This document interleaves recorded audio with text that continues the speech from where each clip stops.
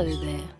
Well, it's Kai here, and I thought I'd just do this little introduction from the Roo Yard, where I've got rather a passionate orphan kangaroo that we've hand-reared. He's just starting to go out into the wild now, aren't you, eh? And we're going to be losing you to the wild very soon. But I want to introduce a video of Gill's. It was taken on our first journey of trust by a lovely man called Ken, who filmed it. And it's Gill talking about the camels, and it gives people a really different insight into these remarkable animals. So as many of you know, that we're going to be taking off on our next big journey of trust in October. We're still looking for the crew. Well, really looking is the wrong word, because we know that they're out there. It's just timing. So if you're feeling the urge to come and you've got some skills that can help us, and believe me, this is something that is incredibly rewarding, but at the same time, it needs us to be connected to it 100% and really put in, because a group of us all putting in together can create the most miraculous, amazing, awesome experience. And this journey of trust is something that's, I don't think it's been seen on this earth before. So it's, whoa, do you agree with me there? You're getting very passionate, aren't you? So you think what we're doing is just very new? Yeah, I really wish you wouldn't eat my hair. Anyway, enjoy the following interview. It's Gill as a young fella on our first journey of trust. So take care. Bye. This is Abdul. Abdul was another orphan. He was actually, his mother was killed by some hunters. And after they'd shot her, they noticed her stomach moving, and they cut her open, and out popped Abdul. And he was reared in Unadada, mostly at the pub.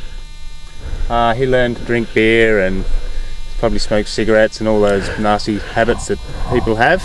Abdul picked up every one of them. He actually became a bit of a menace in the town. He learned to open doors and was often found rampaging through people's kitchens in the middle of the night and stealing blankets and all sorts of stuff like that. So they pushed him out of town with cars, and he lived at the rubbish tip for quite a while. And then a friend of mine, Ricky Hall, picked him up and brought him up to Alice Springs. He was also travelling with a wagon at the time, and Abdul continued with his wayward ways for quite a few years in Alice Springs. There was often stories of Abdul chasing tourists and police around and all sorts of things. The final straw with Abdul was he grabbed Rick by the leg and lifted him up in the air. So he then got desexed, and since then he's calmed down dramatically. I was offered Abdul a few years ago, but I didn't want to have anything to do with him, because he was just too cheeky. You couldn't trust him. He was a bit dangerous. But I came across him a couple of months ago, and I heard that he was about to be shot, so I thought I'd give him one more chance, and he's been an angel ever since. And he's one of the most affectionate camels I think I've got. He's not much of a worker, but he looks good. That's what counts, doesn't it, Abdul? Okay? And this here is Alice. Alice was born in the Todd River in Alice Springs, in town, just after her mum had been giving someone a ride. And Alice, I first met Alice when she was a young cow, has gone through many hands and been promised to people, and ended up with me. And she's very affectionate.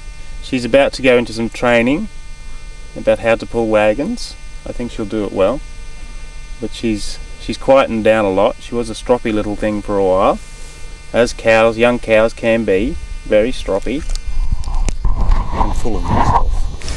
But as you can see now, she's getting very quiet. There seems to be a real liking. The camels love you. Yeah, It's a mutual thing. They know that if they come up and they're nice to me, I'll give them a good scratch. Often people say, how do you know how to react with camels? I watch how they react with each other. How a mother camel will discipline a baby camel. It's the same with dogs. You look at how they relate to each other. And I often, I've got to be the boss. I've got to be the bull. If they don't listen to me, then there's no order. There's no order. They won't do anything. So sometimes I might seem like I'm being harsh or,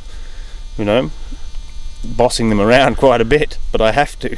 So what is harsh behaviour? For me, the way that I discipline them, if they're dangerous or life-threatening in any way, kicking at me or anything like that, I tie them up. I get them to sit down and I tie them up so that they can't get up, and I'll leave them there. Try not to do it with any malice or any anger towards them. It's just I leave them there, and they'll often get very upset by it and try and bite me and carry on, and I'll leave them there until they completely calm down, and then I'll let them up. And with some of the camels that I've got from the wild, I've only ever had to do it twice to them, and the change has been so dramatic. It's like they've realised, okay, you're boss. I won't try and push you around anymore, and they realise that I'm not nasty. I'm not going to hurt them. I think also they realise once they're tied down that I can do anything I want to them. Then they're very vulnerable, and when they see that you're just nice to them, they think, oh, well, he's not going to eat me. Yeah. So, mate, how did you come to be involved with camels? I got to know a friend of mine, Ricky Hall, Just with turn camels, a little that way. Yeah. and I actually started dreaming about them. Every night I would dream of camels, and I just thought, what's going on here? And then a friend of mine, Rick, he took me out walking with them, and totally loved it. And then I started reading a few books about them and things like that, and then I just fell in love with them. So where was this dreaming? Was it in the city or in the bush? No, it was in Alice Springs. I started having dreams of just about camels and things they were doing, and then you'd hear the radio on, and it seemed like every second word was camel, or or the TV was on, and every second ad of someone was talking about camels. So they sort of got me. They got into my head, and I can't get them out. And what are you going to do? I mean, what's your plan? Well, I just bumped into someone the other day that I haven't seen for about 7 years, and when I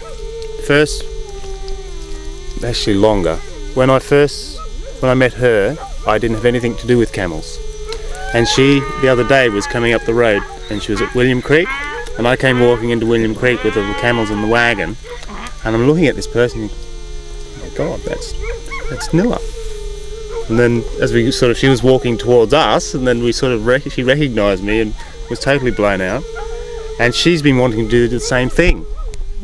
So I'm going to help her out, and her and her partner, and sort of help them get it together. I'd like to do that with people, teach them how to do it, how to handle them. I want to do some sort of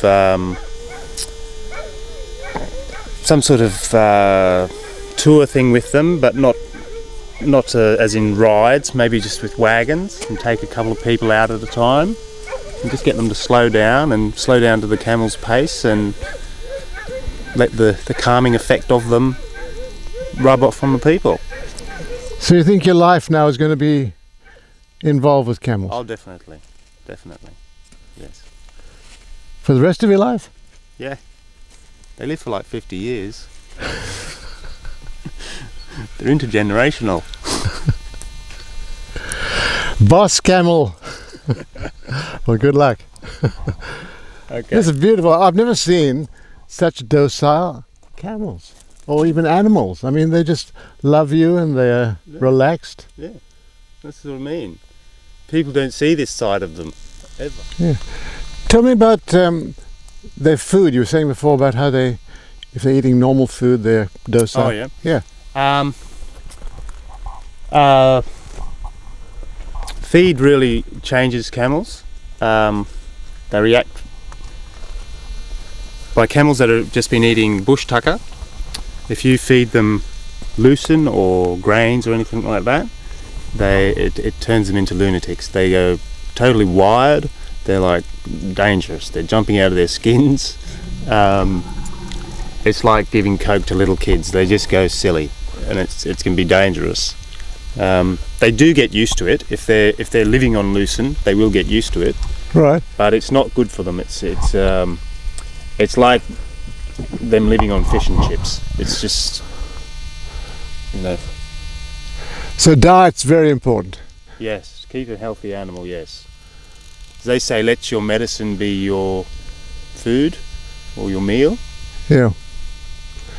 That's how I treat them. If there's something wrong with them, I give them good feed. And that's the best way to treat them. So on this journey of yours now, they're just foraging off the land? Yeah. You've got no additional supplements or... None at all. No. And they're all doing very well. And what about water? When do they have to drink? At the moment, they're drinking every 5 days. They can go a lot longer than that. In really cold weather, they've been known to go up to like 3 weeks without a drink in the middle of winter. I've found that if I start to stretch them, they can get a little bit crabby, and it's just not worth having an animal that's a little bit on edge because it needs a drink, or it wants a drink. And how much do they drink?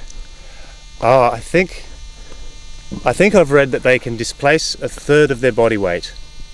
So they can, through not drinking, they can lose up to a third of their body weight, and then drink that amount again. Good so luck. It's incredible. Like the 19 camels I've got, they drink just probably 1,000 litres every 5 days to 6 days. So it's a lot of water that they'll go through. It depends a lot on what they're eating too. Yeah. Now tell me about the bathtub. I jumped into a bathtub when we first started the journey. We brought a bathtub with us, and I was all soaped up in the bath. We used to light a fire under it. I'm all soaped up and scrubbing away, and next thing, 2 big camels came along and drank my whole bath within a matter of minutes, and left me there with no hot water and hair full of soap, and feeling very sorry for myself.